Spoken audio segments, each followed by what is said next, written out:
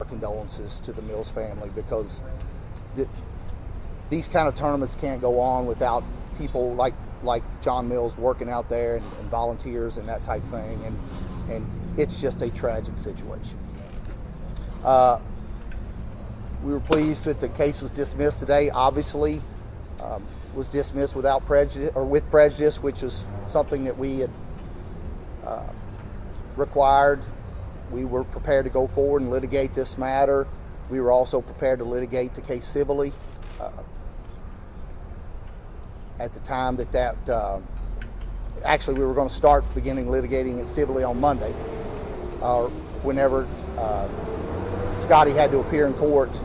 We were going to begin the litigation regarding the civil matter. He does not wish to do that. He wants to move on, and he's obviously having a historic career.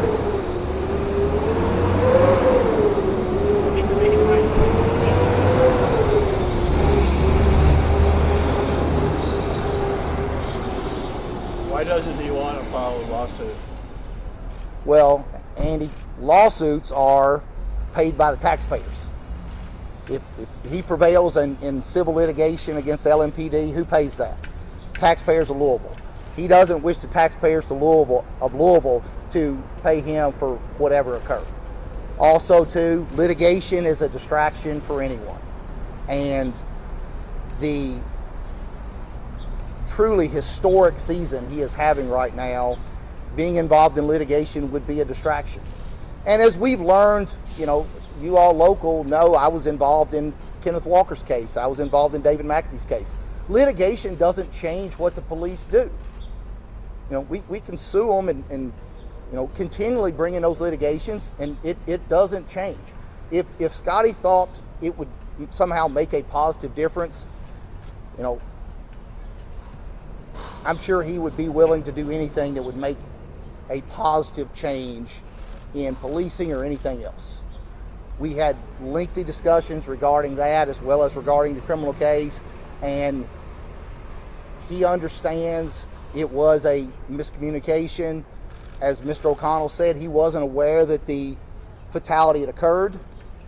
He had been directed, as other players were, how to proceed into Valhalla. That's what he was doing. And when this occurred, obviously tensions were high. As you can tell from the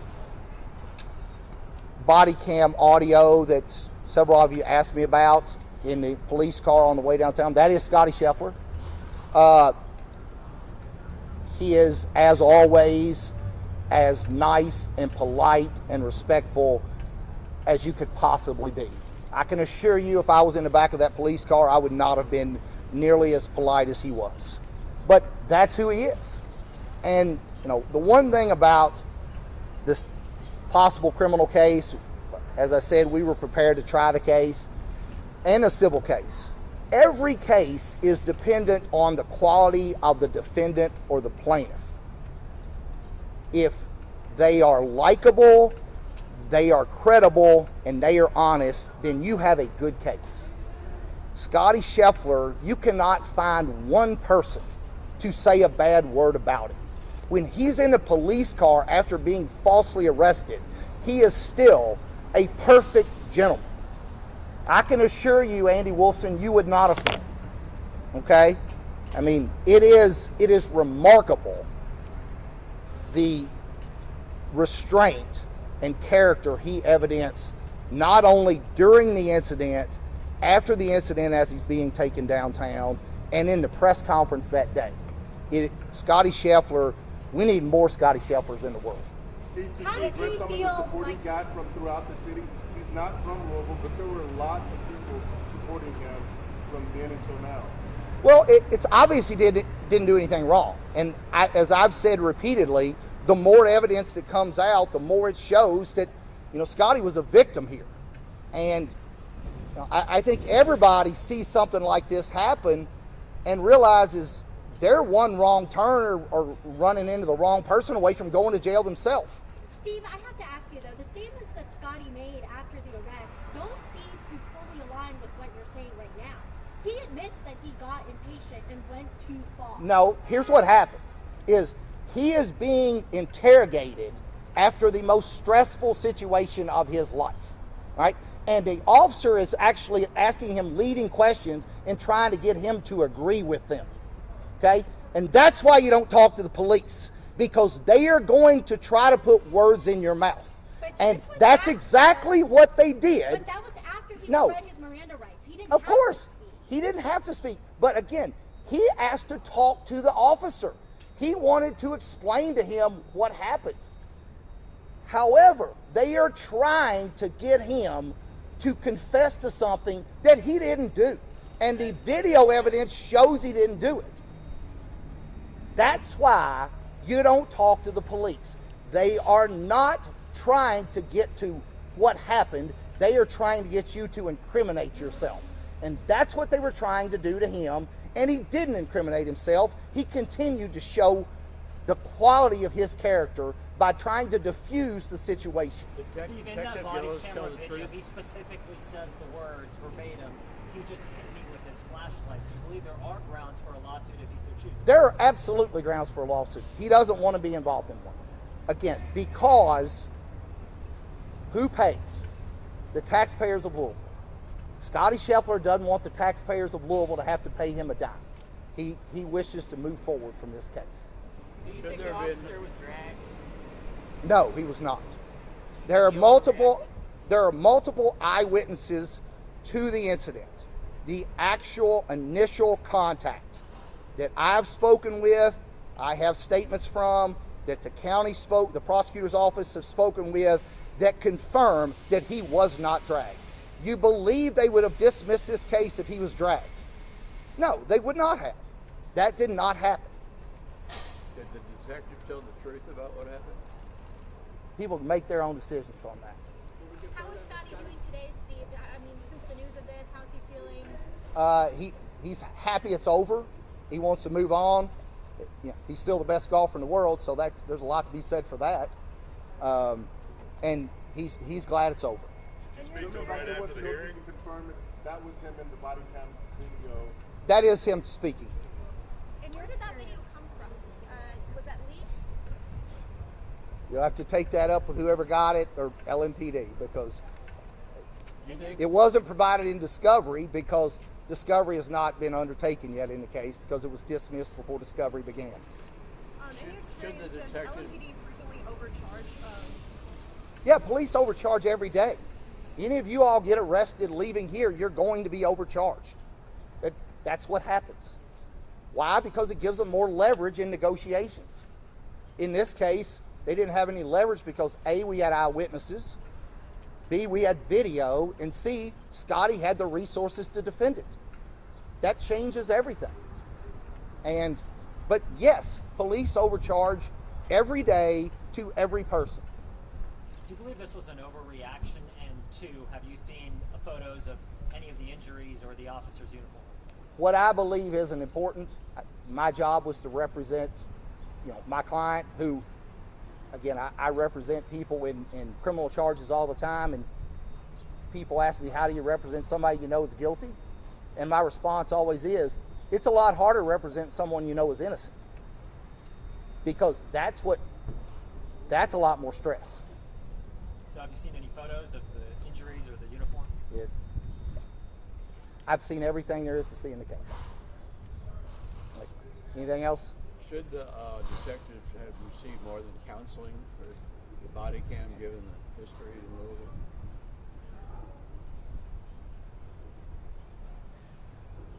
Well, should they have received counseling for the body cam, or No, the more fact? than that. Yeah, or the fact that a guy was falsely arrested.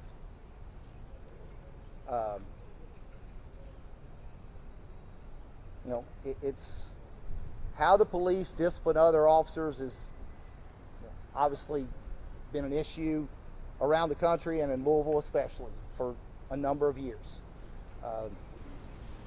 Will this change it? I hope, but we've had a lot of litigation, some of which I've been involved in, that hadn't really changed it to this point. Department of Justice came in, had a consent decree. I don't know that that's changed it.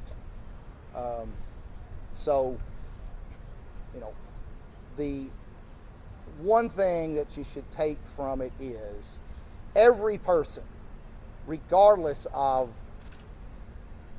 if you're the best golfer in the world or just going to watch the tournament, you are one wrong turn or one encounter with a police officer going sideways, even if you do nothing wrong, and being charged with a plethora of crimes that you didn't commit. And it can happen to anybody. And it does. It happens every day. Does Scottie want to come back to Louisville to play in a tournament here? If they have another tournament here, I'm sure if the PGA comes back, who knows when that'll be, but if it's a tournament worthy of Scottie Scheffler playing in it, I'm sure he would play in it. That's, however, we don't have any of those as it stands now, and so, I don't think this has had such an effect on Scottie that he says, I'm never coming back to Louisville again. He obviously didn't want to come back for court, but nobody wants to go to court. But obviously, if there's another major championship played in Louisville, I'm sure Scottie Scheffler will play in it. Has he messaged you anything that stands out about being glad this is over? Or? Everybody who is charged with a felony offense is glad that it's over. Everybody. And so, yes, he's glad it's over. Any message he'd like to get out? His press conference the day this happened expressed his sentiments and his character and his condolences better than anything I can say. So I don't want to speak for Scottie Scheffler. He's much more eloquent than I am. Would you like to see a public apology from L&P about this at all? Sure. I've been doing this a long time. Public apologies are hard to come by from the police. If you were to pursue legal action, who do you think would be named as the parties in the lawsuit? We're not. So doesn't matter. We were prepared to go forward beginning the day of the arraignment with civil litigation. Scottie does not wish to do that. Again, for the reasons I've stated, he has no desire to A, be involved in litigation, and B, try to recover money from the taxpayers of Louisville. Can you speak on his conduct while he was in his car? I've already addressed that. He was polite as always, and really trying to diffuse the situation. With the agreement not to pursue civil litigation, will that be made public? We're not, obviously, it's not Scottie's desire to pursue civil litigation. I've made that clear to the county. That was not some sort of quid pro quo regarding the criminal case. And so, document-wise, there's nothing out there to release. We did make it clear that forcing him to appear in Monday was somewhat of a hard deadline of that type of litigation. But again, Mr. O'Connell was very eloquent in his comments of they do have an obligation to investigate the case. And you can't do it in 2 days. Some of the eyewitnesses, I provided them their information. Some of them they found on their own, that type thing. But he's got an obligation to do his due diligence in the case, and he did that. And we are, obviously we're pleased with the result. Is Scottie buying Gillis a new pair of pants? You can, but we are. Be clear too. There were no monetary. Scottie didn't pay anyone anything for this case to go away, nor is he going to, and there was no stipulation of probable cause. We were not. That was a deal breaker in the case, is we would not stipulate probable cause for the arrest. Do you have any communications with PGA about the incident? No, I represent Scottie Scheffler. PGA is not my client. So, anything else? Thank you. Thank you, guys. Thank you.